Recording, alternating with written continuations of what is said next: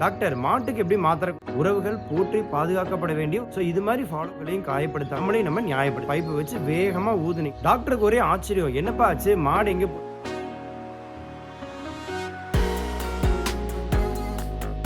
Hello friends, welcome to happy homing. நான் உங்களுடைய CIS.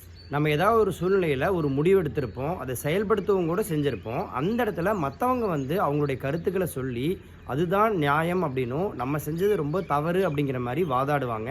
அந்த இடத்துல ரொம்ப கசப்பான சூழ்நிலை நிலவும். அது மாதிரி சமயங்களில் மற்றவங்களையும் காயப்படுத்தாமல் நம்மளே எப்படி நியாயப்படுத்திக்கலாம் அப்படிங்கிறதுக்கான ஒரு 3 ஸ்டெப் ஃபார்முலாவை இங்கே நம்ம பார்க்க போகிறோம்.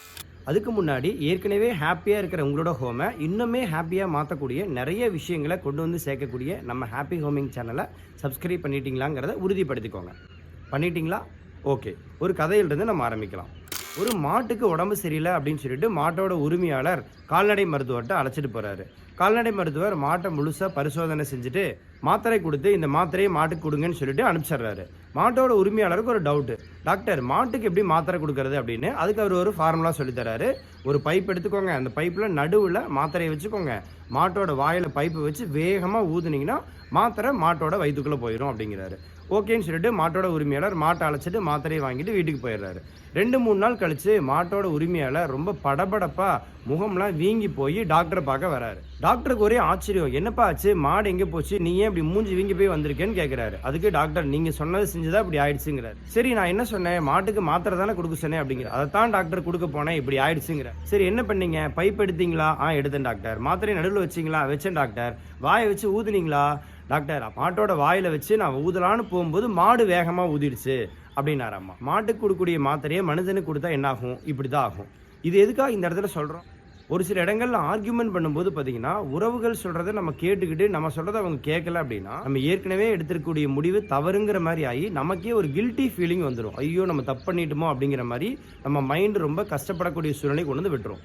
உறவுகள் போற்றி பாதுகாக்கப்பட வேண்டிய ஒரு விஷயங்கள், அவங்களும் காயப்படாம நம்மளை எப்படி நியாயப்படுத்தலாம் அப்படின்னு பார்த்தீங்கன்னா அதுக்கான 3 ஸ்டெப் ஃபார்முலா தான் இப்போ நம்ம பார்க்க. ஒரு உதாரணத்துக்கு, உன் பையன் நல்லா படிக்கிற பையனை வச்சப்பா, அவனே இந்த காலேஜில் போட்ட, அவனுக்கே இந்த கோர்ஸ் எடுத்த, இது மாதிரி ஏதோ ஒரு விஷயங்கள்ல நம்ம உறவினர்கள் சொல்லுவாங்க. அந்த இடத்துல நம்ம 3 ஸ்டெப் ஃபார்முலாவை யூஸ் பண்ணலாம். நீங்கள் சொல்கிறது ரொம்பவே கரெக்டு, நானும் இதே மாதிரி தான் நினச்சிட்டு இருந்தேன். ஆனால் ஒரு டைம் நீங்கள் சொல்லியிருந்தீங்க உன் பையனுக்கு நல்ல பேச்சு திறமை இருக்குன்னு, ஞாபகம் இருக்கா? அதனால தான் நான் பிஏ படிக்க வச்சு பிஏ இங்கிலீஷ் முடிச்சுட்டு பிஎல் சேர்த்திடலாம், லாயர் ஆக்கிடலான்னு சொல்லி முடிவு பண்ணியிருக்கேன். ஸோ நீங்கள் சொன்னதை யோசிச்சு பார்த்தேன், கரெக்டுன்னு தோணுச்சு, அதனால தான் இது மாதிரி எடுத்திருக்கேன். ஸோ 3வது ஸ்டெப்பில் நம்ம எவிடன்ஸ் கொடுக்கலாம், அல்லது அந்த முடிவு எடுத்ததுக்கு அவங்க தான் காரணங்கிற மாதிரி அவங்களையும் துணைக்கு சேர்த்துக்கலாம். அப்படி இல்லைன்னா நம்ம நிறைய ஆராய்ச்சி பண்ணி அந்த முடிவு எடுத்திருப்போம் இல்லையா, அதை சொல்லிட்டு ஒருவேளை நான் பார்த்த விஷயங்களை நீங்கள் ஆராய்ச்சி பண்ணியிருந்தீங்க அப்படின்னா நீங்களும் இதே விஷயத்தான் எனக்கு சஜஸ்ட் பண்ணியிருப்பீங்க, இது மாதிரி நம்ம சொல்லலாம். ஸோ இது மாதிரி ஃபாலோ பண்ணும்பொழுது பார்த்தீங்கன்னா நம்ம உறவுகளையும் காயப்படுத்தாமல் நம்மளையும் நம்ம நியாயப்படுத்திக்க முடியும். அடுத்த முறை இது மாதிரியான ஆர்கியூமெண்ட் சூழ்நிலை வரும்பொழுது நம்ம எப்பவும் போல இருக்க போகிறோமா, இல்லை 3 ஸ்டெப் ஃபார்முலாவை யூஸ் பண்ண போகிறோமா? சாய்ஸ் நம்ம கையில் தான் இருக்குது. So happiness is a choice, not a chance. Thank you.